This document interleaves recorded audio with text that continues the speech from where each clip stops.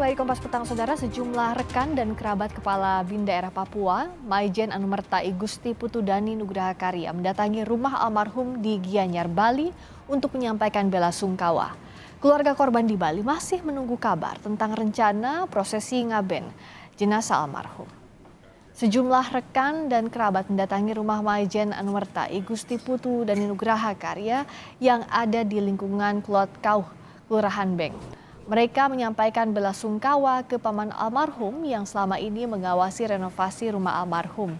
Tujuannya agar rumah layak ditempati saat almarhum pensiun dan tinggal di Gianyar. Beliau tuh udah umur kan, udah sepuh, maunya mungkin di sini gitu. Gitu kalau pinginnya pulang karena ditanya sama teman-teman Balinya itu di mana rumahnya dia nggak tahu. Oh, berarti nggak sama sekali sejak lahir belum pernah pulang. Belum pernah pulang sejak lahir.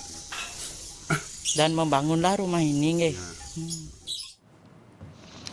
Anggota Komisi 1 DPR fraksi Golkar, Dev Laksono, meminta pemerintah mengambil langkah tegas kepada kelompok kriminal bersenjata di Papua. Hal ini juga sebagai upaya menciptakan rasa aman bagi masyarakat Papua. Tewasnya Kepala BIN Daerah Papua menjadi bukti ancaman kelompok kriminal bersenjata di Papua semakin masif. Saya pribadi beserta keluarga besar Partai Golkar sangat amat berduka atas meninggalnya seorang perwira tinggi TNI yang saat ini menjabat sebagai Kabinda Papua. Ini adalah bukti bahwa ancaman separatis yang dilakukan oleh kelompok teroris di Papua masih sangat ada dan nyata. Ini dibutuhkan sikap yang tegas dari pemerintah dan kami siap mendukung dari berbagai macam sektor untuk memastikan bahwa penegakan hukum itu benar-benar terjadi, masyarakat Papua dapat hidup dengan nyaman dan tenang. Sementara menurut Ketua Pusat Kajian Papua di Lembaga Ilmu Pengetahuan Indonesia LIPI, Andriana Elizabeth, penembakan terhadap Kepala BIN Daerah Papua bisa dijadikan momen untuk mengevaluasi pendekatan pemerintah Indonesia untuk mengakhiri konflik dengan kelompok kriminal bersenjata.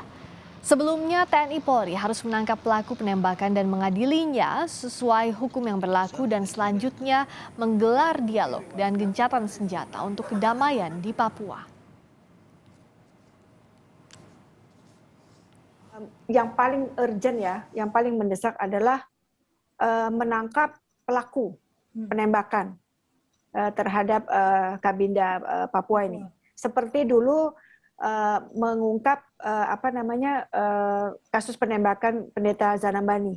Seperti itu, secara hukum itu harus dikejar, ditangkap dan diproses dengan hukuman-hukuman yang tegas, gitu ya. Dan hasilnya disampaikan kepada publik. Itu juga untuk menunjukkan komitmen pemerintah mengatasi persoalan ini secara sungguh-sungguh gitu. Nah, setelah itu baru tadi yang saya bilang, mulai dipikirkan bagaimana penanganan kemanusiaannya. Bagaimana kondisi keamanan terkini pasca Kepala BIN Daerah Papua ditembak kelompok kriminal bersenjata? Kita tanyakan langsung ke jurnalis Kompas TV Irsul Panca Aditra yang ada di Timika, Papua. Selamat malam waktu Papua, Irsul. Bagaimana kondisi keamanan di Beoga, di Kabupaten Puncak tepatnya pasca penembakan? Baik, Priska, pada umumnya di distrik Beoga, khususnya di Kampung Julokoma yang merupakan ibu kota dari distrik Beoga itu, dalam beberapa pekan terakhir memang relatif kondusif, sudah aman dan kondusif, artinya masyarakat sudah mulai beraktivitas seperti biasa. Hanya saja memang pada minggu kemarin sore telah terjadi kontak tembak di Kampung Dambet. Jarak antara Kampung Dambet dengan Kampung Julokoma memang sekitar 3 km, hanya harus melewati hutan macam gitu. Pasca terjadinya kontak tembak itu, yang menyebabkan Kabinda Papua, Maijen Anumerta Gusti Putudani meninggal dunia.